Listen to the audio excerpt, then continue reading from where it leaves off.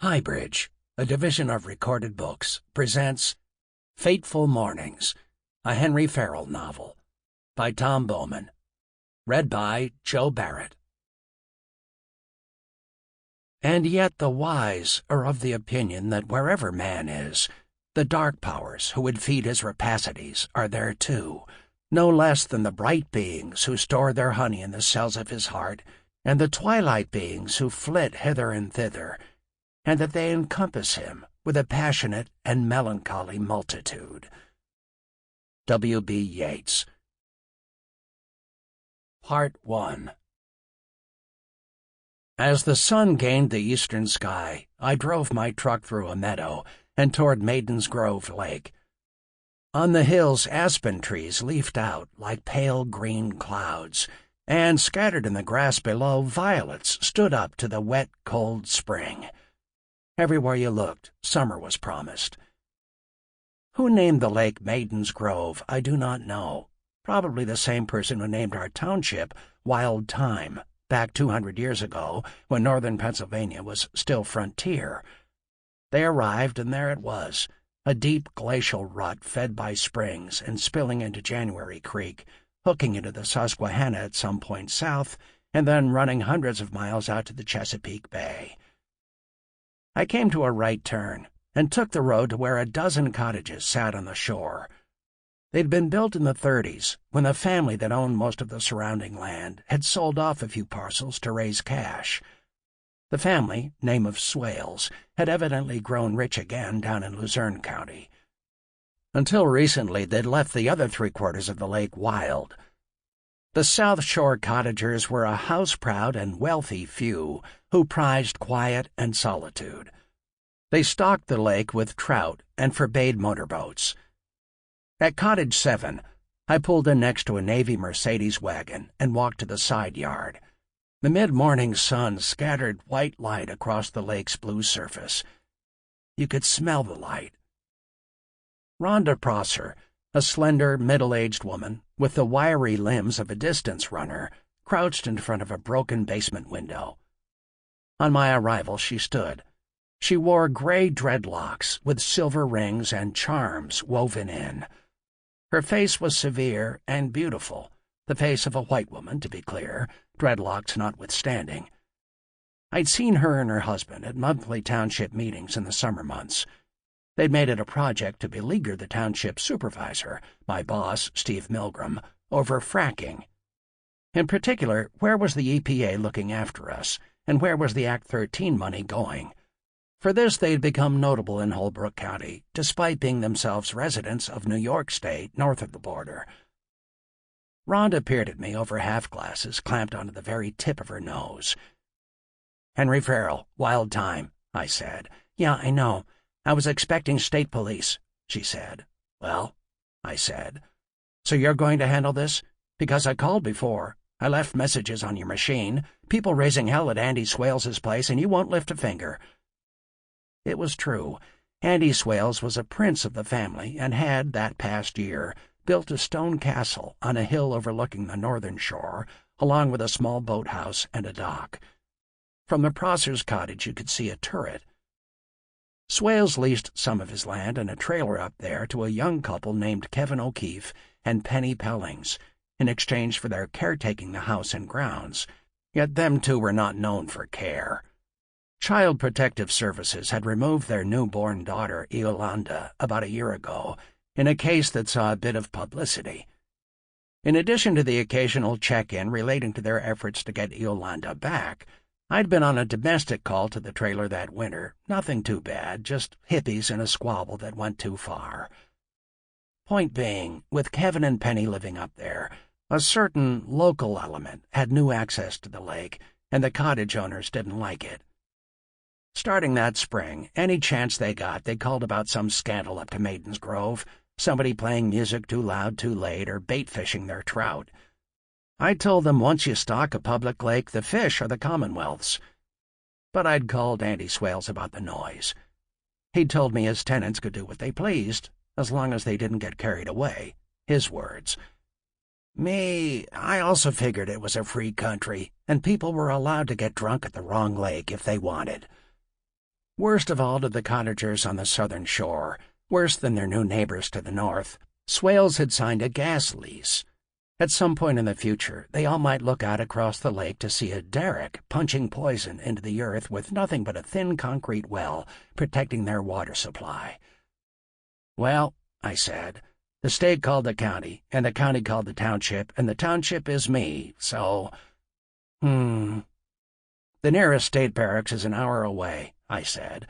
"I may work with the county on suspects and that. Show me around." We went inside. The interior of the cottage was white and spare. The spaces beneath tables and chairs were empty, the countertops clean, the shelves filled with art books. Life preservers and baseball mitts hung on hooks in a shale-floored mudroom with a bench and a view to the lake. Unlike most of the homes I visited on the job, there was not a thing in this one you could call junk. In fact, the cottage was so little disarranged that I had a hard time believing it had been burgled until I came to the wall fixture that had once held a flat-screen TV and saw the outlines where a stereo had once sat on a chest painted in blue milk wash. According to Rhonda, 2 vintage stringed instruments had been taken, but not the priceless barn harp, which was crumbling into something more like folk art. She showed it to me and strummed it. It did not play well. In an upstairs bedroom, the burglars had forced open a locked drawer in a nightstand and taken an HK 9mm automatic handgun. Rhonda said it was her ex-husband's, for coyotes, described it as black, hadn't touched it since the divorce. There was a touch of weariness in her voice when her ex-husband came into the story. It was the first I'd heard of the split, so I guessed it was recent. She didn't know if the gun was loaded. It may well have been.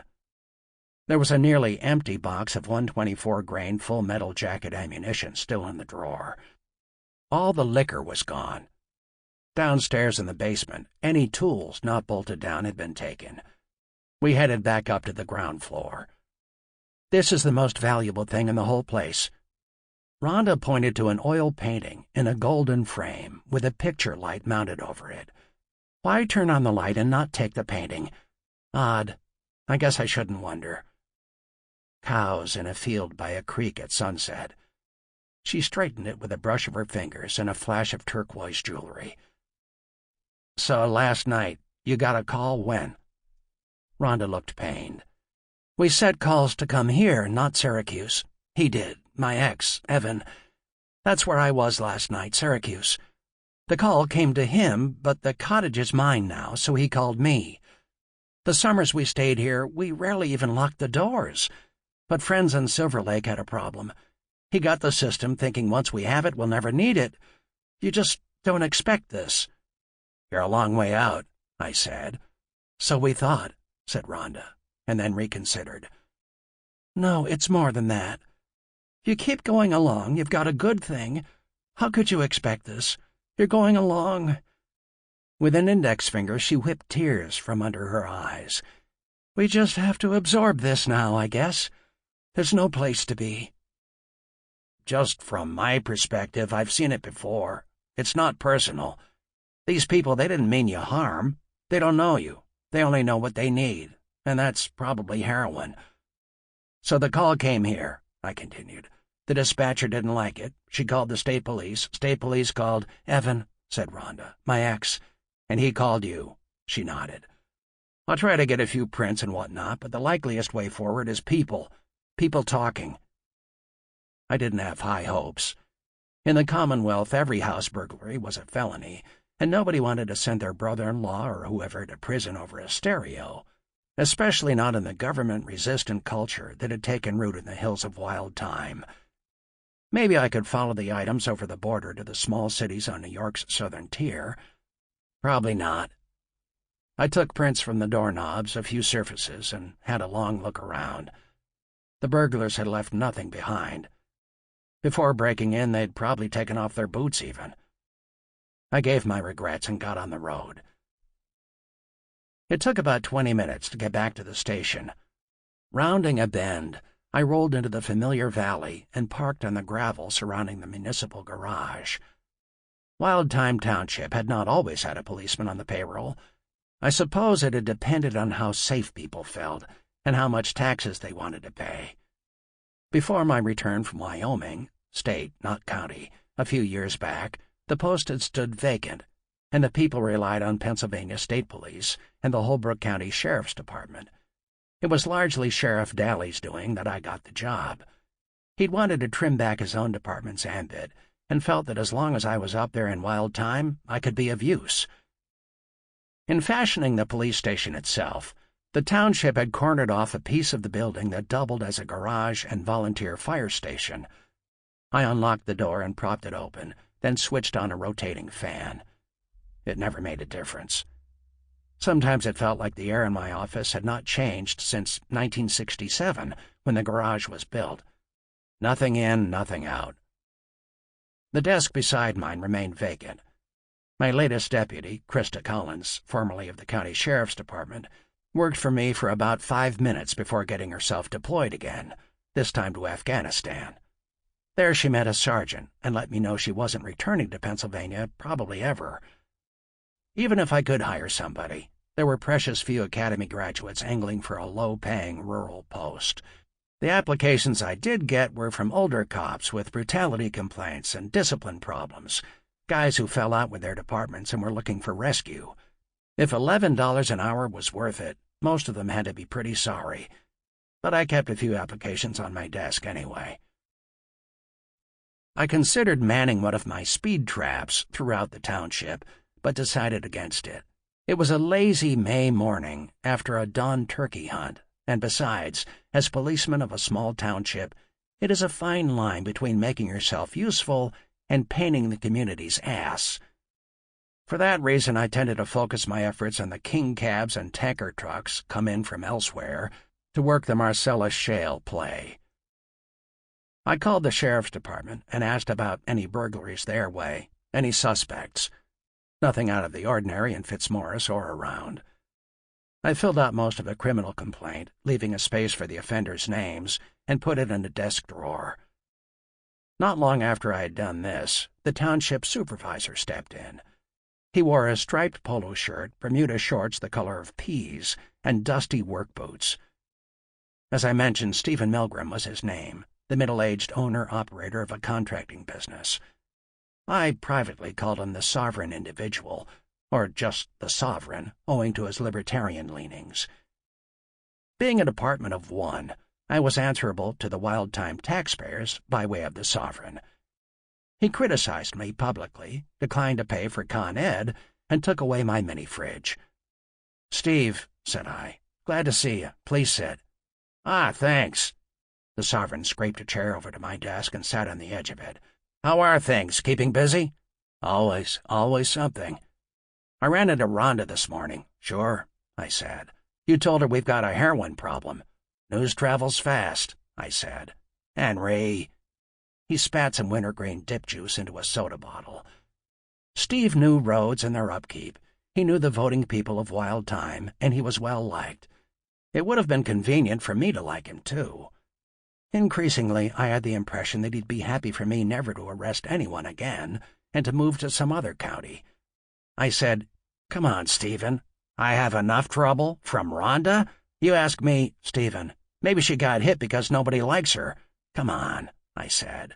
"If you need more work, let me know," Stephen said, standing as if to close the matter. "But we don't want you making up—" "I didn't make up anything, stories, and then putting them in your blotter, scaring the little old ladies in the ladies' club. And it isn't you who decides how much work I have," I said. "Oh, no?"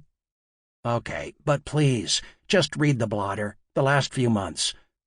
Heroin's arrival into the countryside had been a shameful secret at first, but you saw stories in the paper now. The truth was, within the past 6 months, I could probably have made as many drug arrests as I had the time and inclination to make. I used to drive around what we called the Heights, a low-income community of outlaws and misfortunates perched on our highest hills, and wave to the people I saw around their homes. Sometimes I'd think, I know that guy to be a deadbeat. What's in his pockets?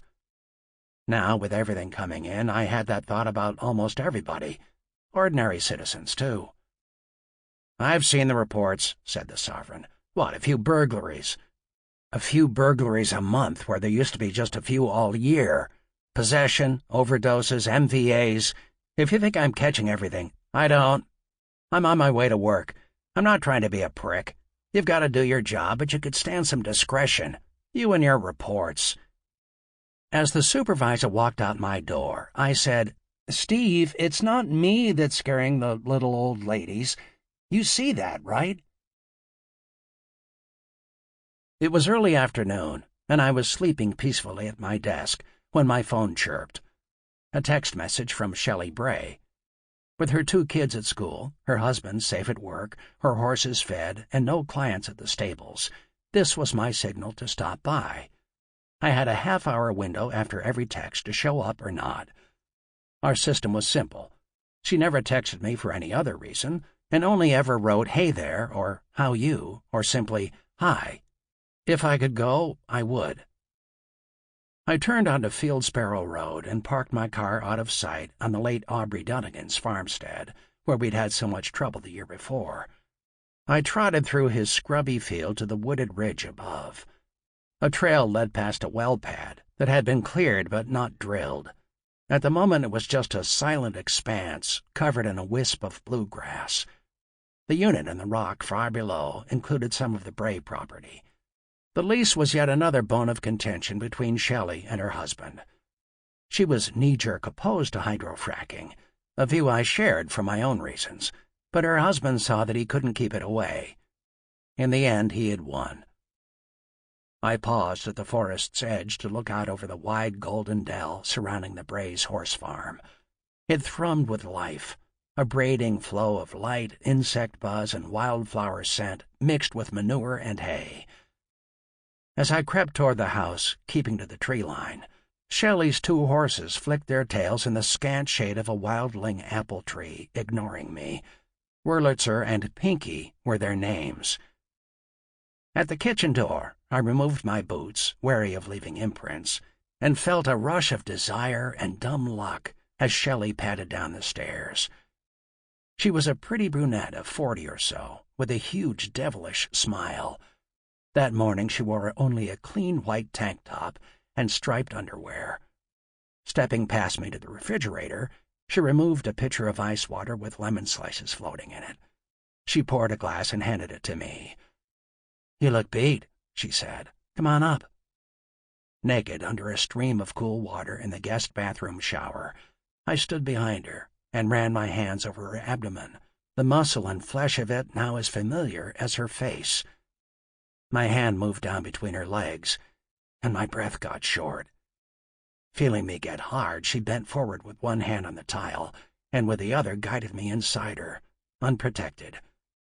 It was too good to bear. "Jesus," I said, "we can't." Shelley gripped me to her with a hand behind my thigh. I want you to come." I broke away before it was too late and stood wild-eyed, with my back against the tile, as Shelley shrugged, stepped out of the shower, and left the bathroom. I followed. In the guest bedroom, she pulled me to her, and we took our time to finish what we'd started, but with protection. Afterward, we lay side by side atop the bedspread, brushed by the warm breeze moving through the open windows. "Hot," she said. "Yeah. Tomorrow?" "Okay," I said. "What, Henry?" What? Shelley plucked her shirt from the floor and pulled it on over her head. Tugging her underwear up, she said, "The thrill is gone? That's not the problem. That is the problem." I could leave him. This was the second time she'd said something like this. The first time a week ago, I'd ignored it. "Not on my account," I said. "The kids." "Henry, I've known him years. He's not evil. But please understand, he's too broken to be fixed. Don't beat yourself up over the kids. We'd be doing them a favor. Just not on my account." She sighed. "Tomorrow, then?" As I got dressed, I heard car tires. Downstairs, Shelley cursed. "Henry? I'm out the window." I had memorized the house's layout for just such a moment, but never expected I'd be dumb enough to let it happen. Barefoot, and as gymnastically as is possible for a 6-foot man, I folded myself through an open window and let go of the sill, dropping 10 feet to the ground. From there, I slunk behind a woodpile. Around the corner of the house, Shelley and her husband Josh faced each other on the porch. "Surprise, surprise," I heard her say. "The AC died," he said. "You believe that? They sent us home, day off." "I actually don't believe that." "Maybe I just wanted to see you," Josh said. "I'm surprised, that's all." I heard the screen door slap shut, lay my head on the grass, and gazed into the blue sky. I thought about my boots. After 5 minutes, I crept to the tree line. This time the horses watched me all the way.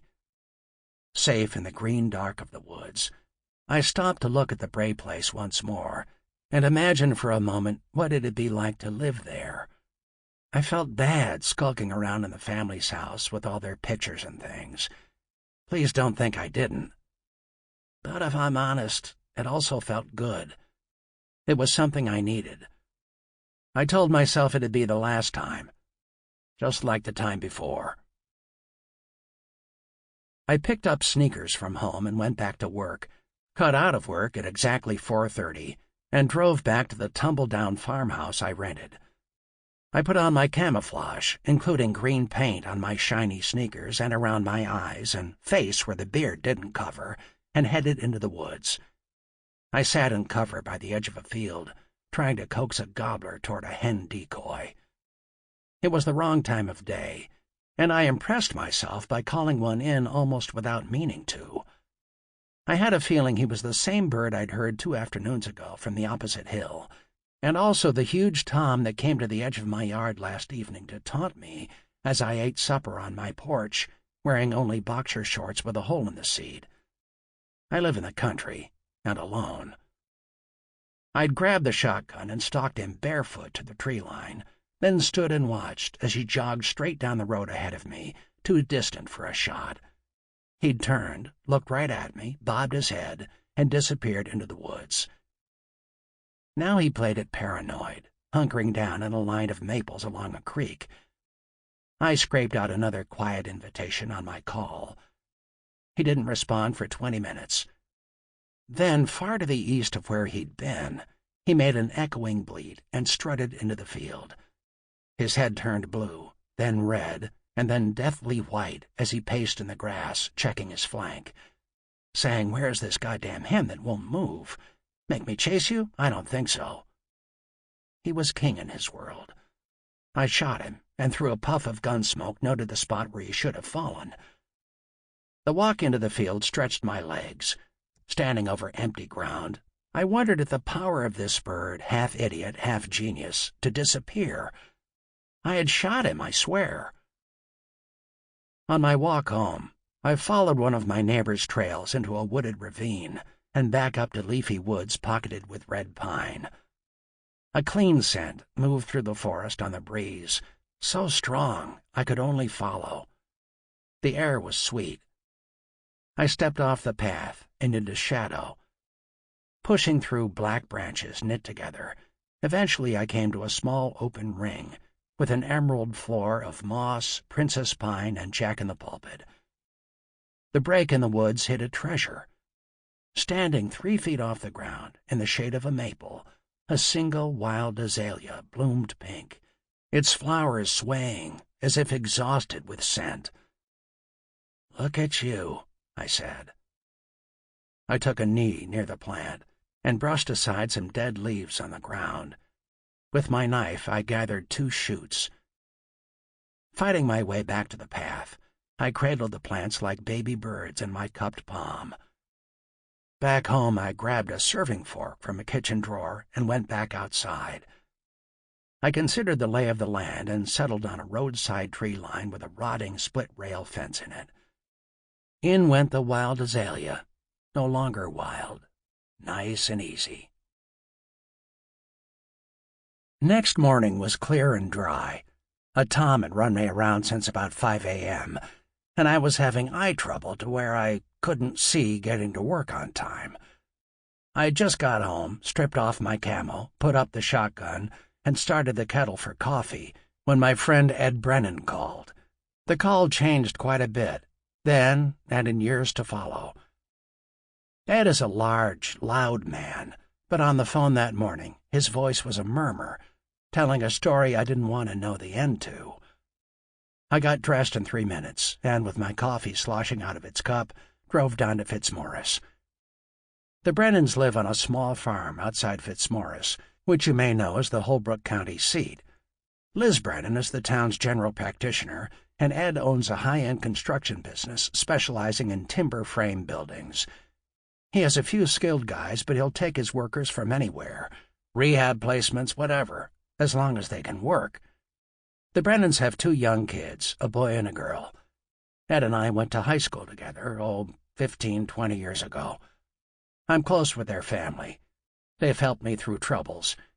And I might as well say that if you knew Liz, you'd understand how I could love her with the purity of a dog's love, and be in no better position than a dog to express how I felt, and have no more chance of pursuing her romantically than a dog would have.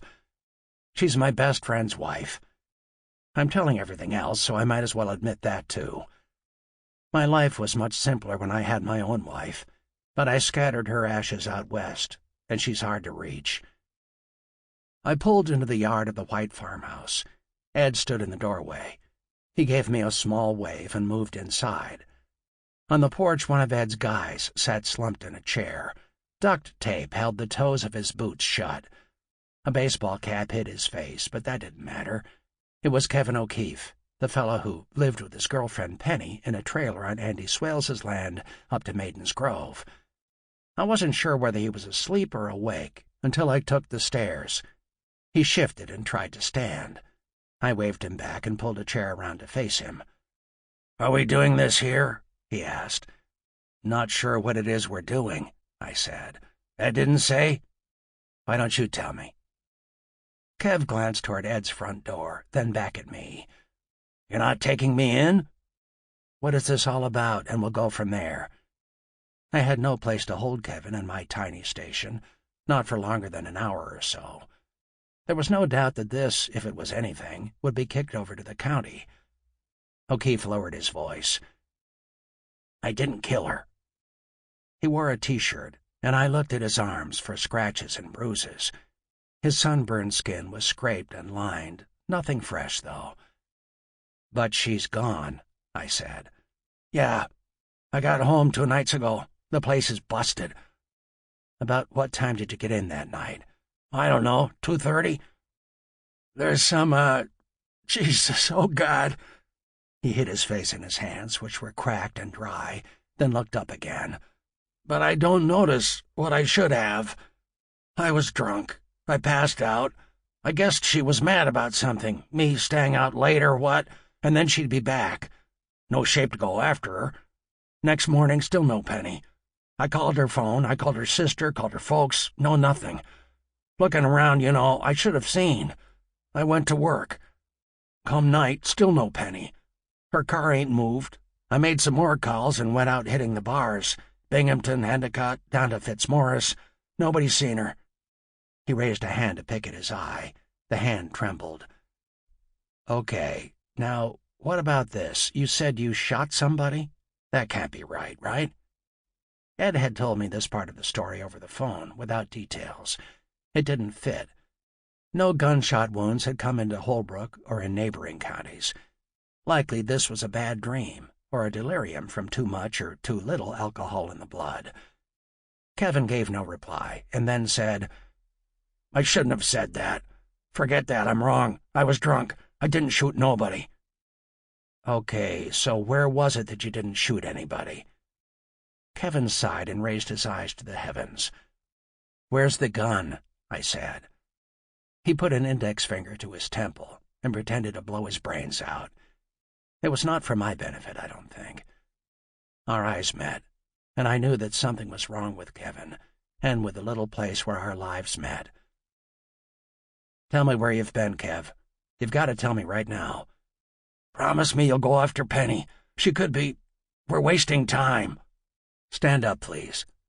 I patted him down, catching body odor that was sharp like cheese, sweet like bread or beer. No weapon. "If she's dead, I didn't kill her." "Well," I said. O'Keefe extended his wrists to be cuffed. I shook my head. How'd you get here? Walked? Sample complete. Ready to continue?